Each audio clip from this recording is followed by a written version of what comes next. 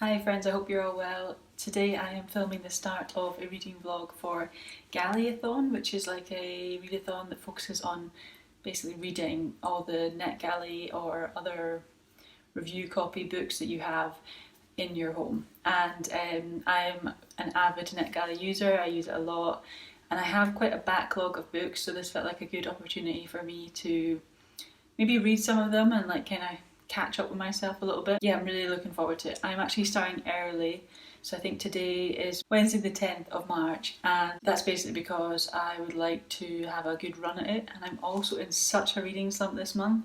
I've barely read anything so far, which is very, very unlike me. I read one novella and it was like an hour long audiobook, so that is literally the extent of my reading this month, and I want to kickstart my reading, and I thought I'm going to start this early and hopefully get myself into a bit more of a groove with reading again. So what I'm going to do is I'm going to actually try something that I saw Bree over at Locked Booktition do, and I'll leave her channel below. But I'm going to do something I saw her do in a reading vlog, and it was basically number generator chooses her TBR, and it was a really nice vlog to watch, and I thought it would be quite a good idea to do for this specifically as well, because I think I have 20 plus galley titles and I would like to make a dent in them. I would like to read, and my hope is that I will read at least 3, but let's see how we go.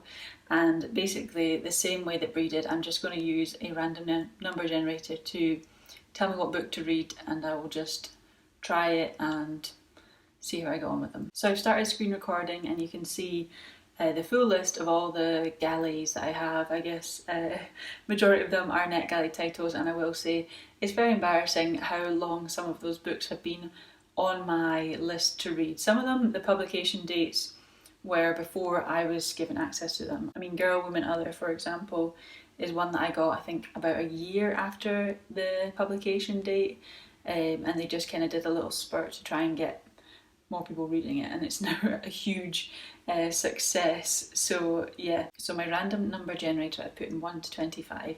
I'm just going to generate and see what it is. 12, right, okay.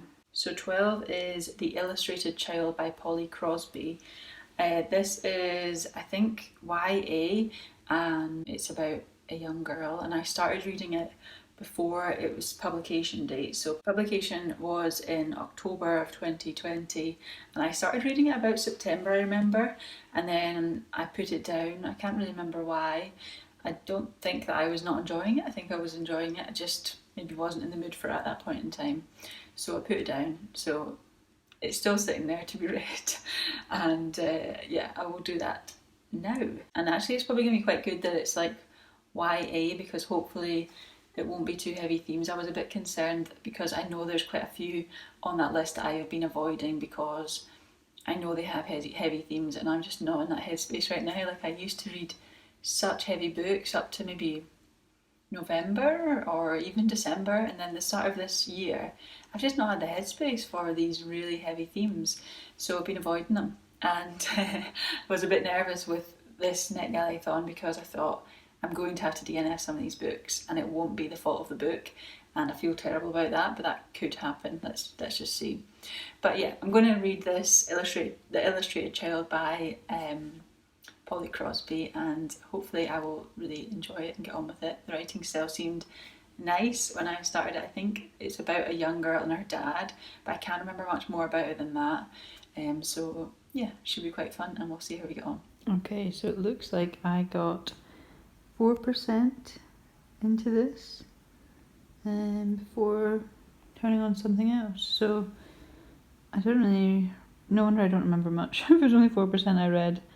But that is the update, and I'll probably just start again because I don't remember enough, and we'll see how we get on. Okay, yeah, so I am remembering now why I set this aside, and it's probably a combination of there's like this big secret that's going to be revealed, and I don't enjoy that in books at all. I've really kind of I've realised over the last few months that it's not something I like at all. Literary or contemporary fiction that has this big kind of secret that we're all leading up to, and it's just alluded to throughout.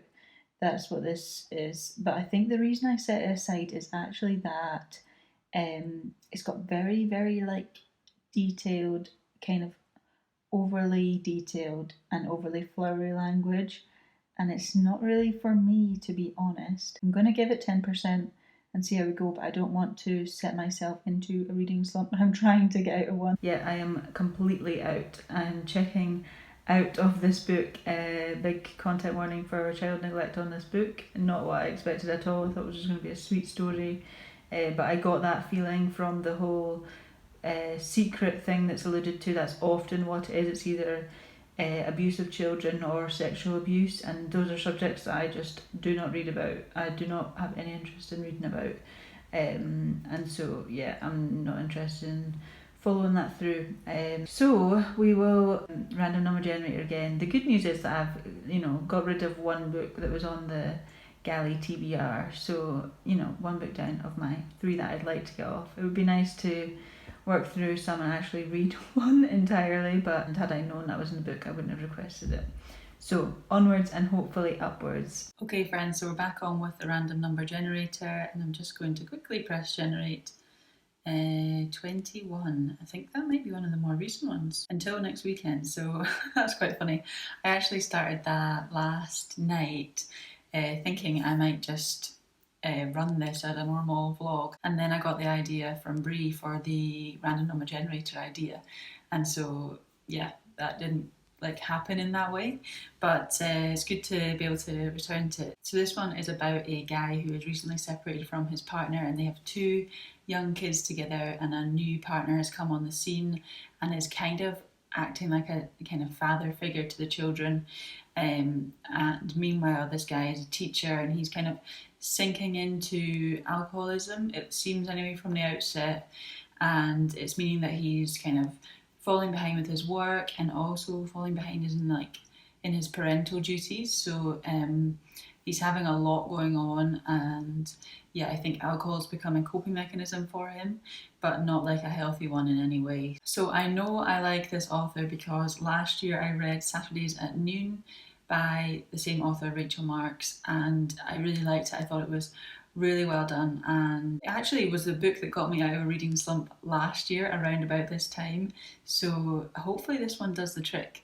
Definitely Rachel Marks has a good way of writing characters and handles difficult situations, and also puts in a lot, handles them well I should say, and puts in a lot of things that I don't often see in fiction, but I did really like it and would recommend that one. So I'm hoping that this one, Until Next Weekend it's called, I'm hoping that this one will be as good, or at least somewhere in the ballpark. So it's Thursday lunchtime and lunch is cooking in the background, and excuse the pizza boxes, and I thought I would just update you on Until Next Weekend by Rachel Marks and my thoughts so far.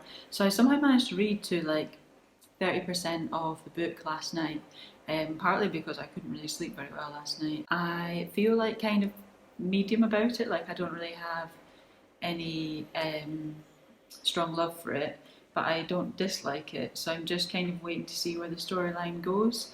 It's very readable, the chapters are very short, but yeah, I am 30% of the way in and curious to see where things go. There are a few things that have kind of irked me a little bit. So, for instance, the author writes in a scene where the parent reads to the child and they read Harry Potter, and I just feel like, come on, we know enough about J.K. Rowling to stop promoting Harry Potter and everything. Yeah, I wish things like that weren't included, but obviously that's not in my control, and it will be something I'll probably put in my review. I think it's useful, and I guess the reason they're getting advanced readers' copies is partially that they want to see that it goes across well with readers and the messaging comes across in the way the author's intending and stuff like that. And I have heard of books that have had massive edits based on reader feedback, so let's see, who knows. But yeah, it's almost lunchtime. I think lunch is just about cooked, so I'm going to go eat.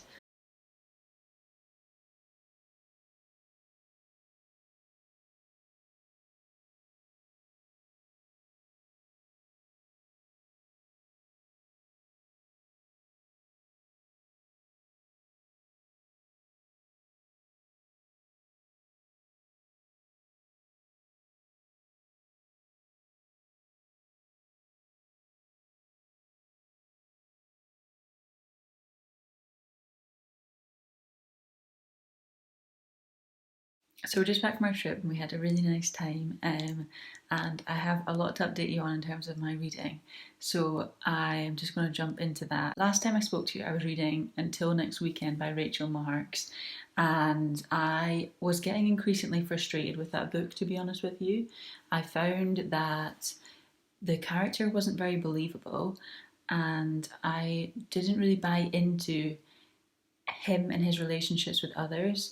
And I felt like there was lots and lots going on, and none of it was very well developed. And so I got about 50% of the way in, and I just found myself like I was picking up and getting really wound up about things. Turns of phrases which I just found were a little bit kind of insensitive to like certain things. I just found there was quite a lot of I don't know, the use of language I didn't particularly appreciate. Quite a lot of things just really kind of grated me with the book. And I was quite surprised because I so liked the Saturdays at Noon book by the same author. It made me think, would I still feel that way if I read that book today? I'm not sure. But I got 50% of the way in, and there was a few things that were just really winding me up. And I felt like I could, I didn't know if I really cared enough to continue, basically. Because I hadn't bought into the character or his relationships or basically the outcomes that could have happened. And I just felt like it was all a little bit too convenient in places. Things were just, as I say, irritating me. So 50%, I decided I'm going to set this aside, I'm going to try something different. And I did random number generator again, but I didn't film a clip of my reaction or anything. I just thought I'll just see what comes up. And what came up next was Memorial by Brian Washington, which was one of my most anticipated books coming out in January, kind of. I think I did a video on it, and I had that on Netgalley, and I was really excited to read it. But I started reading it, and I just did not click at all with the writer's writing style at all. There was a lot of use of explicit language, which just felt like it was inputted to like really aggravate the reader and like provoke the reader. And there was also no use of speech marks. And I don't like, I can bear that sometimes, but I'm finding more recently that it's very confusing for me personally, because and I just sometimes find it a bit more clunky as a reader to be like sort of he says, she says, he says, she says, back and forth constantly. And because it was immediately grating on me, I thought this is just going to annoy me for the whole book. So I'm DNFing that one. And then I was getting all frustrated, and I said to my partner, Chris, I says, right, choose me a number between 1 and 25, and whatever you choose, I will read that next, because this number generator is driving me bonkers.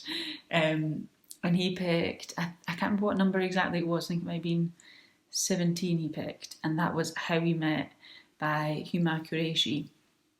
And this is a memoir, and I started it last night, and I don't feel like I read very much, but I'm already at 20%, so I think it's going to be quite a quick read, which is quite good, because I feel like I've just kind of DNF'd half of my Netgalleys.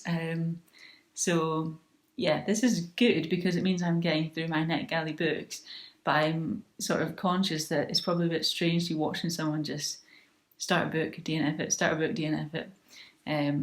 But I guess I do this a lot. I'm a big DNFer. I DNF'd, I think, 70 books last year, and I read 130. So in total, I started about 200 books last year. But I just DNF if something's not working for me. So I guess you're experiencing that with me. And I hope it's not too boring to watch. But How We Met, I'm more feeling that one. I'm kind of more gelling with the writer's language. It's quite simplistic, it's quite accessible. And she's speaking about experiences which I've never had. Basically, she is a Muslim and was born into a Muslim family in the UK, and she meets a man online who she starts to connect with, and he's not Muslim, I don't think. Certainly his name is Richard, and he's white, and he's kind of everything that her family hope that she won't be with. I think from what I've read so far, that's kind of the vibe I'm getting. And she's talking a lot about her experiences of being a young Muslim woman, and like the pressure that she experienced to like kind of be a certain type of woman, in the sense of like be well behaved and like don't have relationships with boys and like keep boys at a distance, and things like that. So I find that all quite interesting, and I'm enjoying reading the author's perspective and life experience. So that's really what you want from a memoir, isn't it? So yeah, and I've read really good reviews. I know my friend Sophia online has done a live with the author, so I'd like to watch that, but I'm not sure whether or not to save it until after I've finished reading. And I think I might, just because then I'll probably get the most out of watching the interview. But I will link that down below so you can watch it as well if you're interested. But yeah, that's more of a positive spin, and I'm looking forward to seeing how I get on with it, and where it goes and all the rest of that. So hopefully we're in for a winner, and I'll actually finish reading one of the books and not just become blacklisted from Netgalley or something for DNFing all these books. But yeah, I'm certainly getting my ratio up, haven't I? Jeez, oh, I'm definitely getting through these galleys, and that's what the readathon is all about. Okay, so some time has passed since I last spoke to you. It's now Tuesday evening, and I've just finished How We Met, and I absolutely loved it. It was so nice. It's so sad in places, so emotional, so sweet in other places, very pure in places, like kind of coming of age narrative comes into things, as well as like this love story, and it's about grief as well, and family, and all different kinds of love, and it's just lovely. Like, you know, it's very rare that a book will have me in tears, and I feel like I've said that a few times this year, and then it's happened. But this book really moved me, and had me in tears several times. I would say about 3 times. I just realised I was like crying while reading. It was really, really emotional and beautiful, and I don't feel like I can give it less than 5 stars. I then decided, for my next sort of randomly generated book, I would pick a few of the ones that are still outstanding for review, more like kind of easy read style books, or what I'm expecting to be easy read style books, and I thought I would put up an Instagram poll. So I did that, and the results came back, and The Cat in the City by Nick Bradley is what came back. It was very close. There was another one that was like a few votes behind, but that one's won. So if I have time in the vlog to read another one, I will. But I think realistically, this could be my last read for this vlog. Let's see. But yeah, I'm looking forward to that. I actually started that way back when it first was due to be released, and I just wasn't in the right headspace for it. It was kind of difficult reading in terms of like homelessness, and I used to work with people who were either homeless or at risk of homelessness, and I just found it really difficult to read about because I wasn't expecting it, but this time I am, so I feel like I'm okay with going into it like that now. The other thing I've since learned that I wasn't expecting the first time I read it was that it's not a full novel as I had thought. It's actually lots of short interconnected stories, which sounds pretty good actually for me right now, and kind of my shorter attention span that I'm noticing that I have at the moment. And I think that's going to be a good one for me.